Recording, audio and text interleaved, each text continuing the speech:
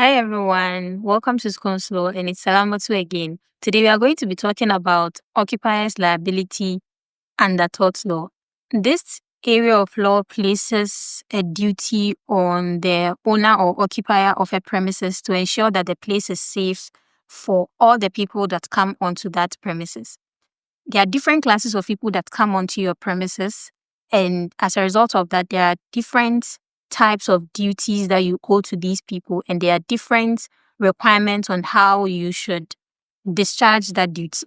First of all, who is an occupier? Occupation largely has to do with control. At the end of the day, who has control over the premises we are talking about? You may have control over a premises because you are the one who is living in it at the moment or at the relevant moment. Or you may have control of a property even though you are not living in the property. So in Harris versus Birkenhead Corporation, it was held that the local authority was the occupier of an abandoned building because they were legally entitled to that property. The authority had not put tenants in there. There was nobody in the premises. They had not conducted repairs as was required of them or as they were supposed to. The building was just there. But they were held to be the occupier so that when somebody suffered injury as a result of the state in which the property was in, they were held liable. It's also possible for two or more people to be considered occupiers because, again, like I said, it all boils down to control. So if those two people exercise control over the property, they would be considered as occupiers. And a case that shows this is Collier versus Anglia Water Health Authority. In that case, the claimant got injured when she tripped over a loose slab on a promenade. The question was, who was the occupier of that promenade? It was held that both the local authority and the water authority were occupiers because while the local authority was the one who fixed the promenade, the water authority had control over it because they were mandated to maintain it. Particularly in the case of the water authority, the mandate on them to maintain it gave them that control. And so who an occupier is, like I said in the beginning, is entirely about who has control over the property. Broadly, we can categorize the people that come onto your property into lawful and unlawful visitors. And there are 4 classes of lawful visitors. And these are contractual persons, invitees, licensees, and persons entering as of right. Contractual persons come onto your property as a result of a contractual agreement that you have with them. So take, for example, that you have entered into a contract with someone to come and do plumbing works around your facility or around your premises. And you have an agreement with this person. You've already agreed with him as to what he's coming to do, when he's going to come, and how much you're going to pay him. Right. So such a person is someone you have a contract with. And so he's coming onto your property as a contractual person. Now, in Francis versus Cockerell, it was held that you owe a duty of care to the contractual person to ensure that the place or your premises is safe for the purposes of the contract you've entered into. For example, with the example I just used, the person is coming onto your property to come and do plumbing works. So you have to ensure that wherever it is that the person is going to do the work, wherever he's going to pass to get there, is actually safe for his purposes. Okay. The same example applies if, for example, you have someone coming to fix your wall, right? And the wall is weak, right? If the wall is weak, chances are that if he comes to stand behind it, it's going to fall on him or he's going to fall down or whatever. But then that's how the duty works. You must ensure that when it comes to contractual persons, your place is safe for the purposes for which you contracted them. This duty is discharged by actually taking all reasonable steps to ensure that your premises was safe, right? For example, in Gilmore versus LCC, the claimant bought a ticket to go and watch a car race. Now, in the course of the race, 2 cars collided and he got injured as a result of that collision. Now, he sued the organizers of the car race, but he was not successful because the court said that in that particular case, they had done all that was expected of them, or all that was reasonably expected of them, to have ensured that the place was safe for him as somebody who had purchased the ticket to come and watch the race. In that case, what they had done was to ensure that the seats, or where people sit to actually watch the race, was very far away from the race course. But it just about so happens that accidents happen, and then the claimants got injured. So in this case, they had discharged their duty. And so that is how it works. You have a duty to contractual persons to ensure that your premises is safe for the purposes for which you entered into a contract, which required them to come onto your premises. And you discharge that duty when you take all reasonable steps to ensure that the premises is safe for that purpose.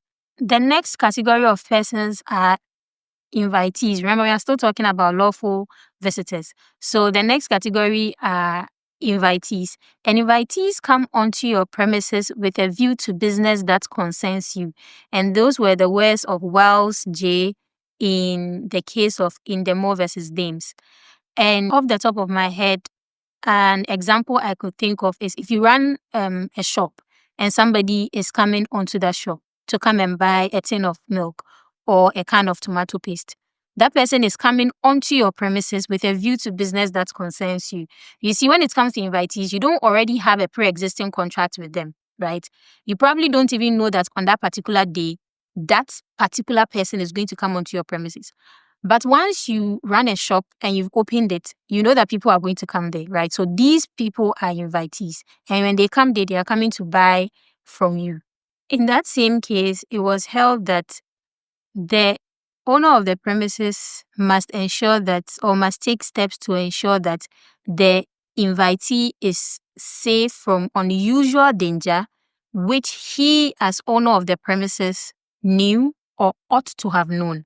So if you know that the gate to your shop is faulty and that when somebody touches it, it swings and slaps them in the face, then it is your duty to ensure that you take steps to prevent that faulty door or from swinging and actually slapping your invitees in the face.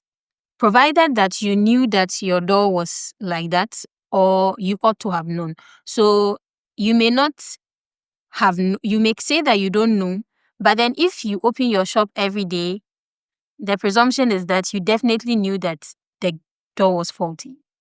Now, how does the owner of a premises that the invitee comes on discharge that duty?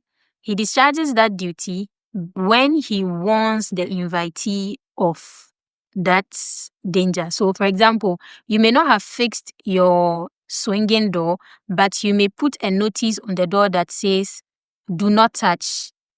It might slap you on the face." Something like that. So the duty is discharged when you have taken steps to warn the people who come onto your premises, the invitees in particular, of the danger which you knew, which they don't know about. The presumption or the idea is that danger ceases to be danger when you are warned of it. There are some exceptions that apply to children. If you are going to warn people who come onto your premises, you are going to warn your invitees, you must take into consideration the nature of who the invitees are. If you have a park and it's children that come onto the park, then the notice you give must be child-friendly. So in a case, Pearson versus Coleman, a child went to a circus and then she was looking for a place to ease herself. She went around looking for a toilet.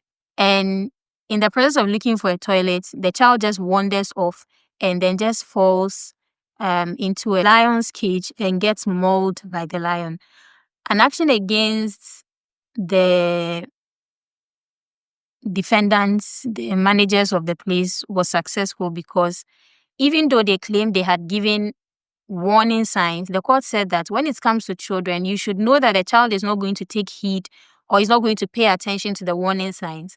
You should also know that the child will probably not be able to read and understand the warning signs. So if you have a premises where children frequent a lot, or if you have a premises where children are the ones likely to come and patronize you, you owe a duty to not just give the warnings, but also ensure that the warnings are child-friendly. An important principle when it comes to invitees is that the invitee must stay within the area of invitation. So in a case called Walker versus Midland, a hotel guest left the guest area, was wandering around the hotel, and fell into an unguarded mine shaft and got injured. The hotel was not held liable for her injuries because this person was a guest in the hotel and should have stayed within the area designated for guests. So that's a very important principle, just in case you find a question that is tailored around that. An invitee comes onto the premises and they don't stay within the area of their invitation. And the third category is a licensee. And licensees are people who merely have your permission to come onto your premises. Okay. And the rule is that you must take care not to entrap the licensee or to expose him to danger which is not obvious. So you have a duty to warn him of any unusual danger, just like the invitee. And that danger is known to you as occupier of the premises, but then it is not obvious enough for the licensee himself to actually see it or to perceive it.